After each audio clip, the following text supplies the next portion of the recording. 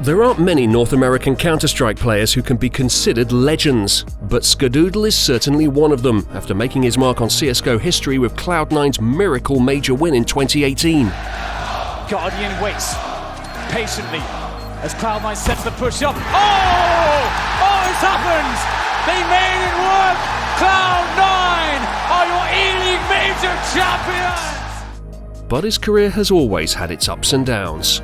In CSGO, Skadoodle always seemed to be mixed up in the biggest storylines. He was a survivor of the scene's most infamous match-fixing scandal. He's going to try and get the flank off. He's going to have two right there. Can they line up for him? What is he doing? Why did he hesitate so much? Doesn't matter. Has the CZ. Gets one. He was the Underdog Major champion and MVP. And who else? Oh, you love it. He's nothing but a simple farm boy, but he performed. And now he's one of many who have jumped ship to Riot's new shooter, Valorant. Hello everyone, long time no see. It is official, I have joined T1 as a professional Valorant player, and once again, I will be competing on the field. His CS legacy is set in stone, but his relationship with the game was always mixed. Like many professional players, Skadoodle's reaction to Global Offensive in its opening months was profoundly negative. The game felt clunky, imprecise, and generally unenjoyable to play. When I first started playing CSGO, I didn't want to play because it was ran really bad. It was just terrible. I just didn't want to play. I think a lot of people felt that way. After making it through the game's teething issues, Skadoodle's first chance at glory came on the promising iBUYPOWER roster. But one unusual match, a loss to the far inferior Netco guides, would shatter their potential and embroil the Global Offensive community in controversy. They lined up perfectly for him, but for some reason... Oh, he says he wanted a knife. During the game, iBUYPOWER looked lost and made amateur mistakes, completely uncharacteristic of the talent on the lineup. Is this really happening? Oh, Skadoodle! Skadoodle, why would... I don't understand. JDM with a 3K, you just watched your teammate get op from J, but you walk out with the bomb and try to plant it. I don't... Yeah, it was a little bit odd. Maybe it was overconfidence, a lack of respect, or simply an abysmal game, but the community became immediately suspicious. Afterwards, evidence of match-fixing claims published. The scandal would take a while to fully develop and iBUYPOWER continued to play, but further evidence came to light and Valve had to act. Match-fixing was not taken lightly, and they had to make clear anti-competitive behavior would have no place in any event sanctioned by the game's AAA publisher. The ban hammer came down hard, and suddenly multiple rising stars were outcast from the CSGO community.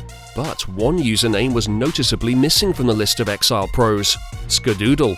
Valve used skin transfers from an esports betting broker to nail the iBUYPOWER match fixers to the wall, but Skadoodle never accepted the skins when they were offered, and therefore escaped a ban.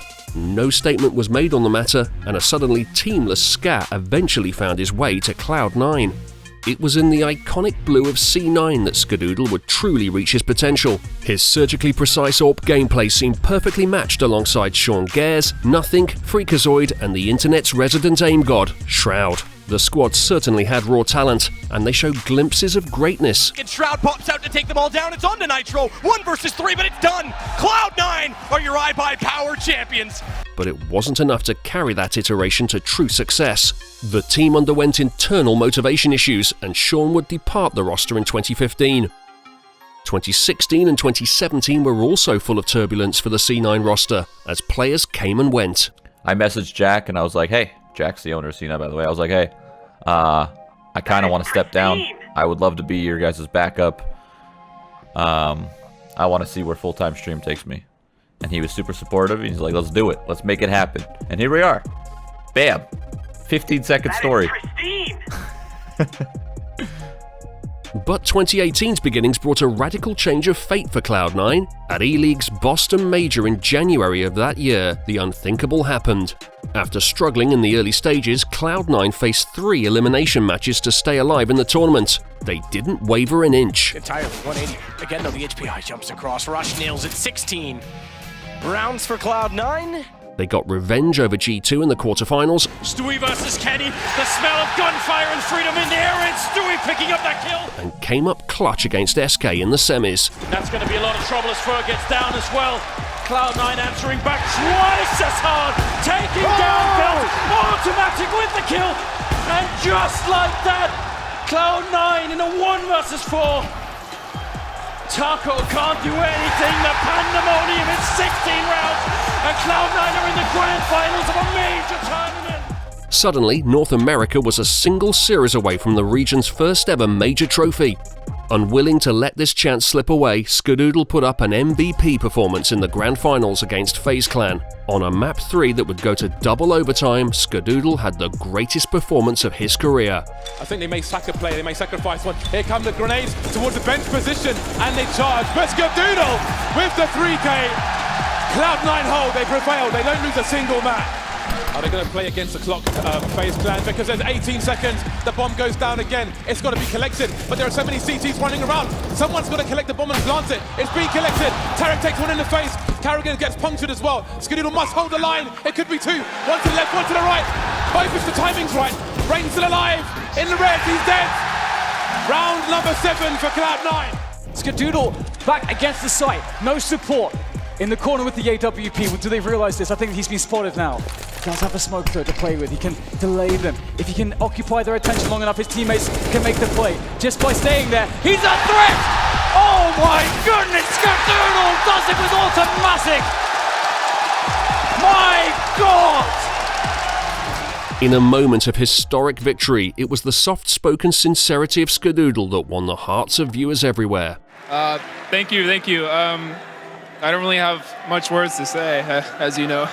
I'm not crying, you're crying, stop. Yeah, I mean, not much to say. I can't really say too much. I'm just super proud of the boys. And as a first major playoff, appearance, it's amazing. Sorry.